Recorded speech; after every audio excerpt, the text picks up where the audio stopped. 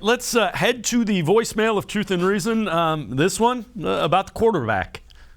I think I did a quick comparison of Baker Mayfield and Drew Brees. And, yeah, I know Drew Brees is probably going into the Hall of Fame. He's been a Pro Bowler and an All-Pro player for 10 or 12 years. But I think the comparison is kind of staggering. You lose your left arm, you lose your accuracy, and you lose your pop on the ball. So if Baker Mayfield was traded, the Browns pick up a quarterback that's maybe in his mid-30s. Baker brings a team like New Orleans to the deep into the playoffs or gets near a Super Bowl.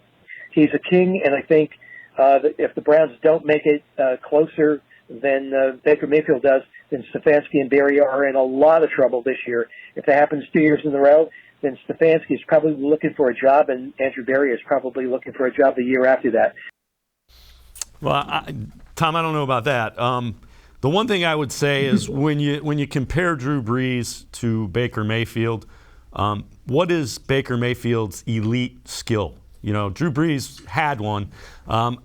It was supposed to be accuracy, and that's the most troubling part. You can't tell. Did he lose the accuracy because of the injury to his shoulder? That's so right. I don't. There's so many connections that I can't make, Dave, because I don't know how hurt he was. And then the thing that I always question about this is, okay, his shoulder was bad, but what about the decision making? You know, what about these times where he had guys open underneath and either just didn't see them or decided to throw somewhere else? So I'll be honest with you, I have a hard time putting Baker Mayfield's name in the same paragraph with Drew Brees, only because that's arguably one of the top 5 quarterbacks in NFL history, particularly statistically. So I get the comparison in that, size-wise, they're very much the same. But, Brees is always a guy that, to me, has raised the level of his teammates. He's made everybody around him better.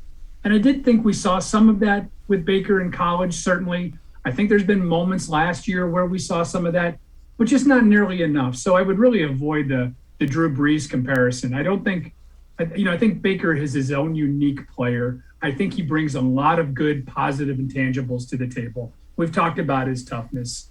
I like a little bit of that swagger. I think that's essential in a quarterback to be able to be that guy that your teammates are going to gravitate around. But I just wonder with all the other things that he brings, clashing with the media, the social media postings. I never saw Drew Brees do any of that stuff. Now, that's not to say that he hasn't made mistakes, and there's been times where he's been quoted as saying some stupid things, just like everybody does at one time or another. We all make mistakes, but I just don't see enough of those positive checklists, those positive things on the checklist for Baker Mayfield to really make a favorable comparison to him.